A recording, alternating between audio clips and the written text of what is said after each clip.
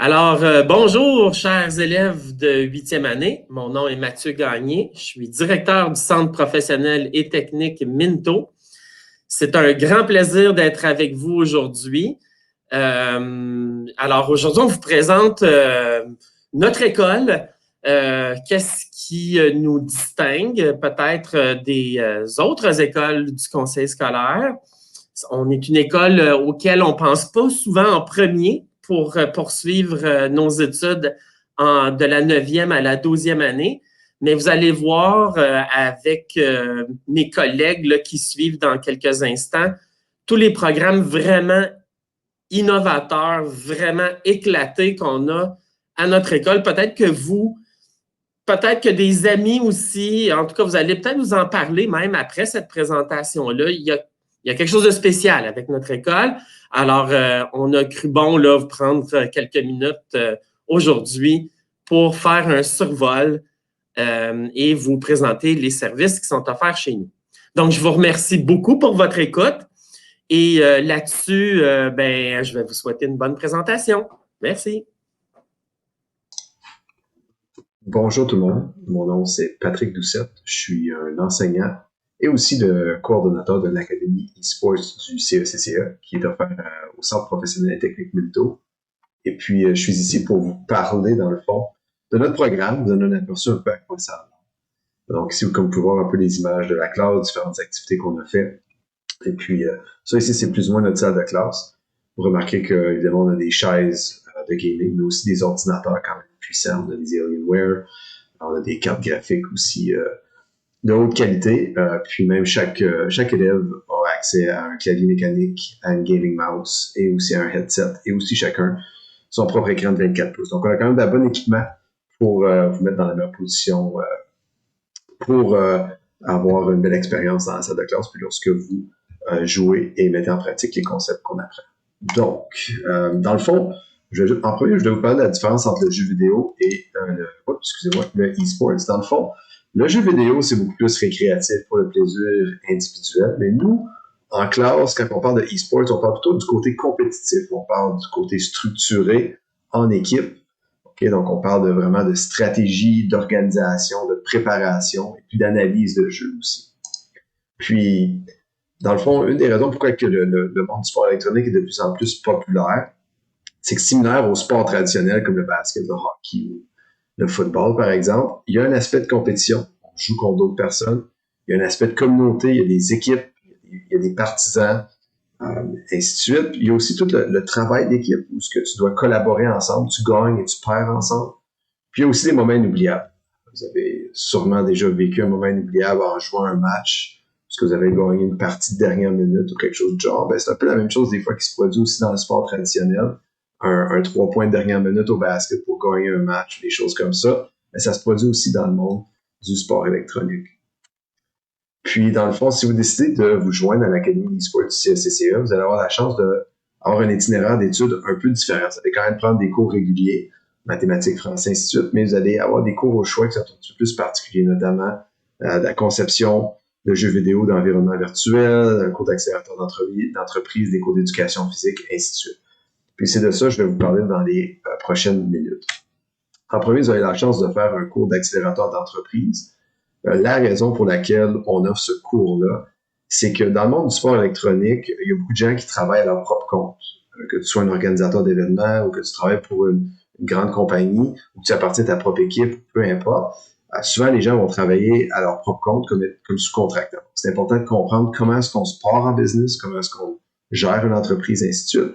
Donc, vous avez la chance de vivre différentes expériences avec une enseignante qui a déjà appartenu des commerces. Ensuite, on a des 2 ou 3 cours de conception d'environnement virtuel que vous avez la chance de prendre. Le 2 ou 3 cours, c'est sur une période de 4 ans, donc de la 9e à la 12e année. Vous avez la chance d'utiliser des ordinateurs Alienware de haut de gamme avec une carte graphique là, GeForce RTX 2080.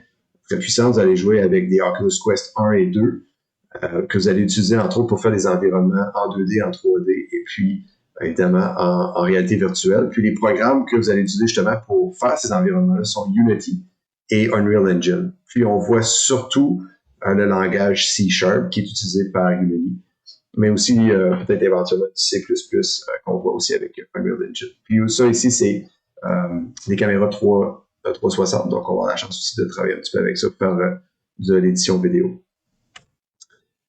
Évidemment, il y a des cours de sport électronique où on apprend des stratégies de différents jeux qui sont populaires sur la scène du e-sports présentement. Le jeu principal qu'on étudie, c'est League of Legends, un des jeux les plus populaires sur la planète.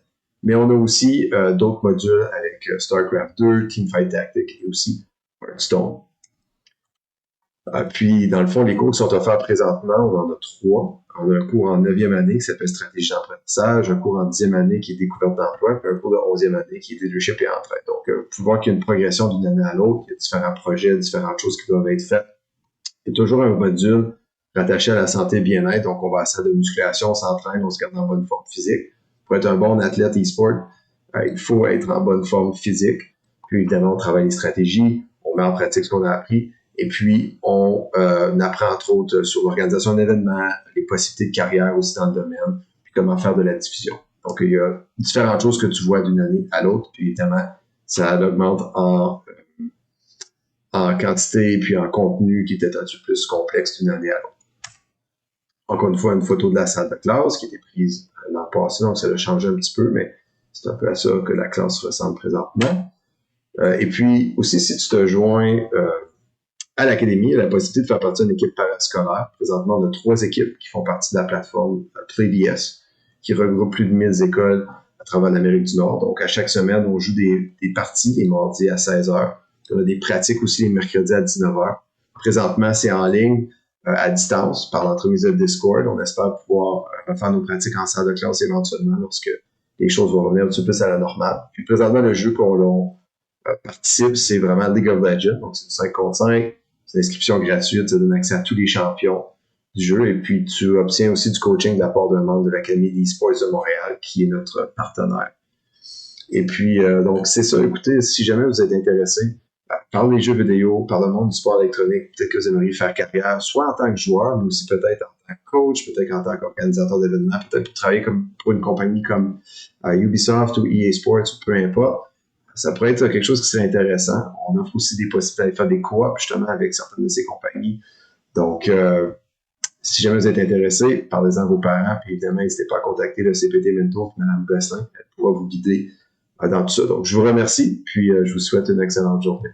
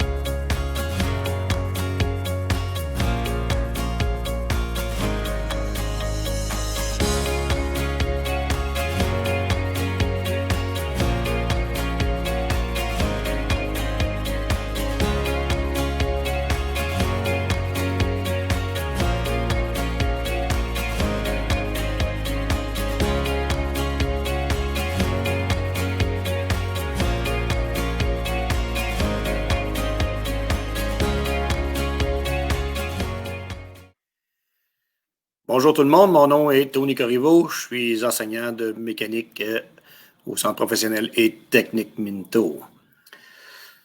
Lors du parcours d'un élève au Centre professionnel technique Minto, si on prend dans les métiers comme la construction, les élèves apprennent à utiliser les différents outils et apprennent à faire certains projets, tout basé avec chaque outil. En 9e année, des plus petits projets. Ensuite, 10e année, projet individuel. 11e année, ils peuvent construire des cabanons. Aussi, comme on peut voir, il y en a qui font des chaises Adirondack pour des patios. Il y a aussi une pièce de théâtre qui a été créée par les élèves qui ont tout fait le stage, puis ont emmené ça à Orléans. Lors du transport, quand ils vont être en transport, ils apprennent encore une fois les outils de base. Ils apprennent en 9e année à faire l'entretien d'un véhicule, les changements d'huile, le changement de pneus. En 10e année, le fonctionnement des petits moteurs et de la soudure aussi de base. En 11e année, ils font plus des réparations, système de frein, système d'échappement, direction, suspension, motopropulseur, groupe motopropulseur. En électricité, ils font l'électricité résidentielle en 9e, 10e année. Ils font aussi un peu d'électronique, la lecture de plans, la création de circuits électriques simples jusqu'aux circuits automatisés en 11e et 12e année. Bonjour à tous les élèves de 8e année au personnel enseignant. Je me présente, Dominique Gosselin. Je suis la conseillère en orientation à l'école Minto. Et il y a quelques minutes, vous avez vu les 2 volets à Minto. Donc, un des volets, l'Académie de e-sport, présenté par M. Doucette. Et nous avons aussi le volet des métiers, donc construction, mécanique, électricité, qui a été présenté par M. Corriveau. À Minto, nous avons aussi un volet artistique. Donc, un élève peut chevaucher d'un volet à l'autre. Vous n'avez pas besoin de juste vous concentrer sur les arts. Vous pouvez faire art et faire un métier, faire sport électronique et aussi quand même toucher au métier. Si jamais les cours d'art vous intéressent, alors dans ces cours-là, les élèves sont initiés à la couture, la coiffure et l'esthétique. Donc, nous avons un local où il y a vraiment un aménagement pour les coiffeuses, donc et coiffeurs. Puis aussi une cuisine pour faire les arts culinaires. Alors, les élèves apprennent à suivre une recette, créer leur propre recette et tout. Évidemment, il y a aussi l'art visuel, donc que ce soit la peinture, les sculptures.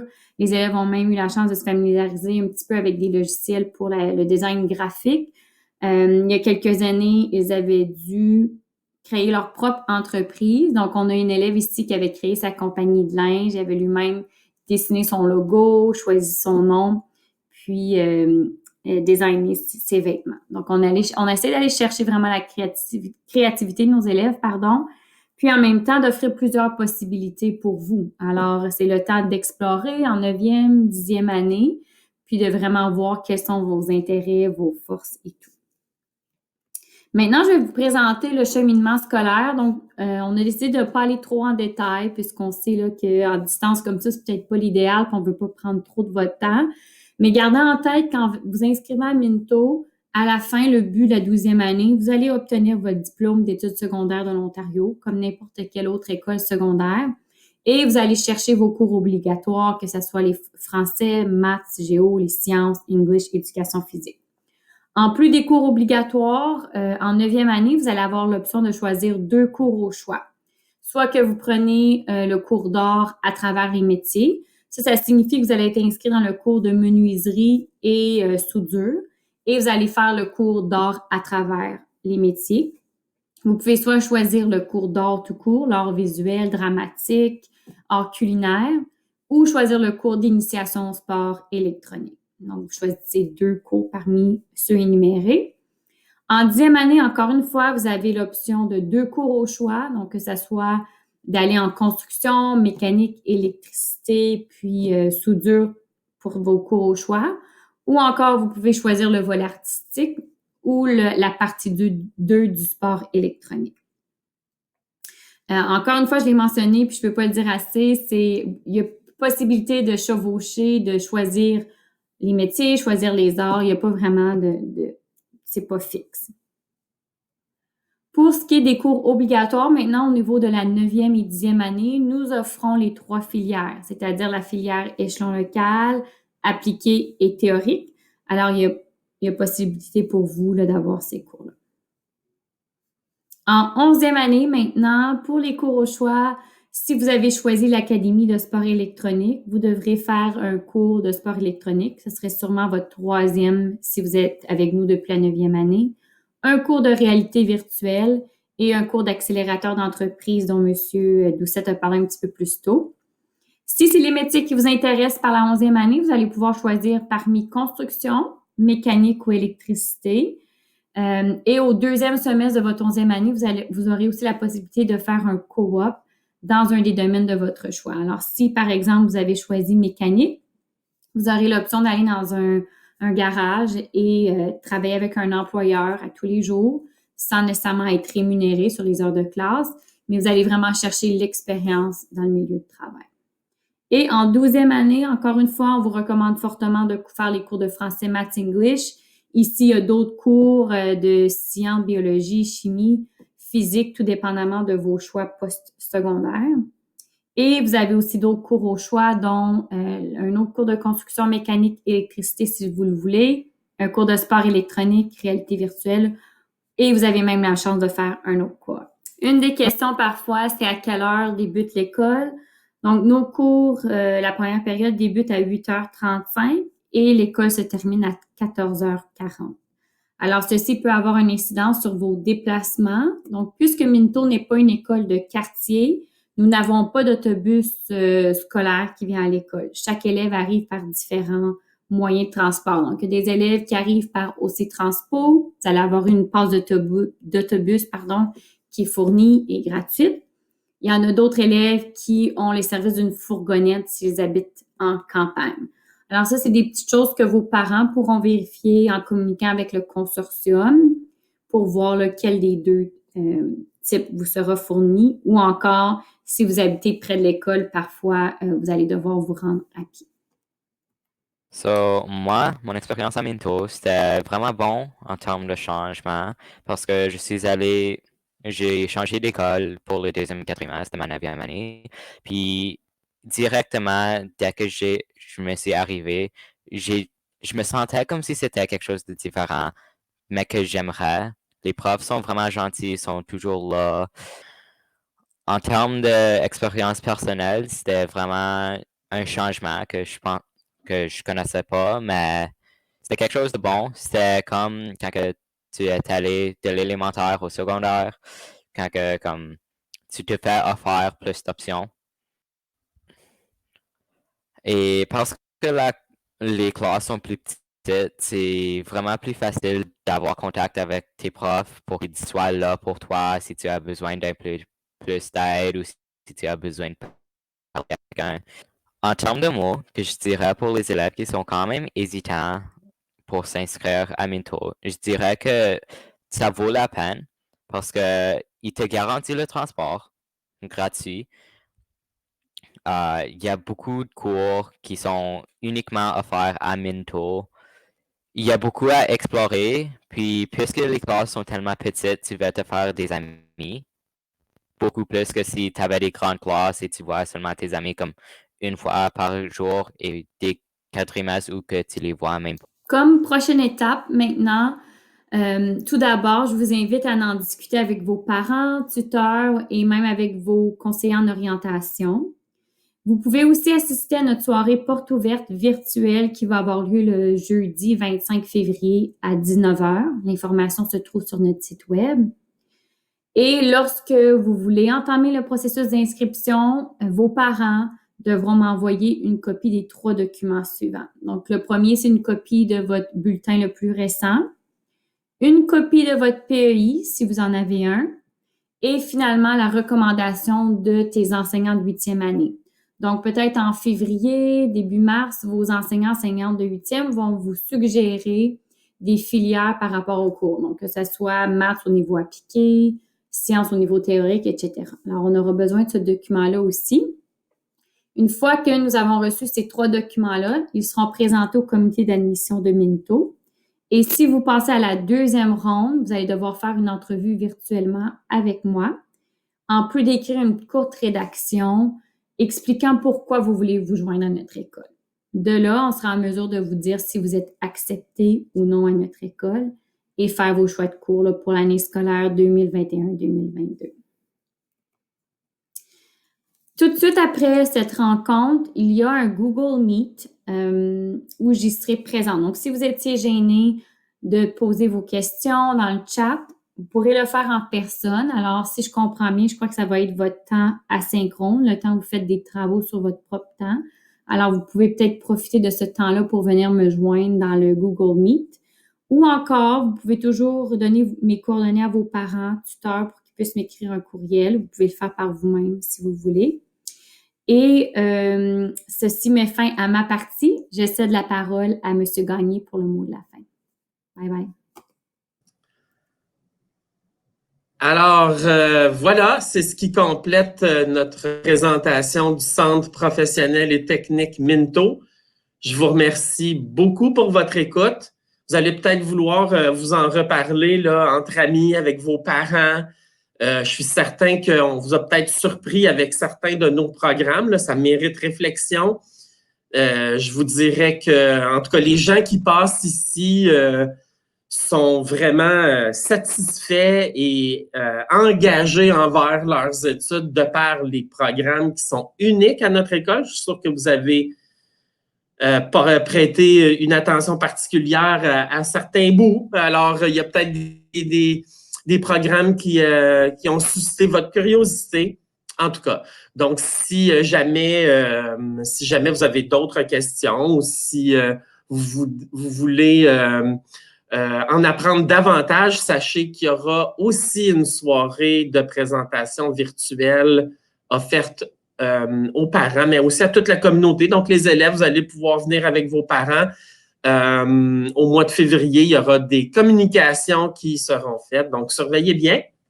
Et puis, en vous remerciant encore une fois pour votre attention, je vous souhaite une bonne journée.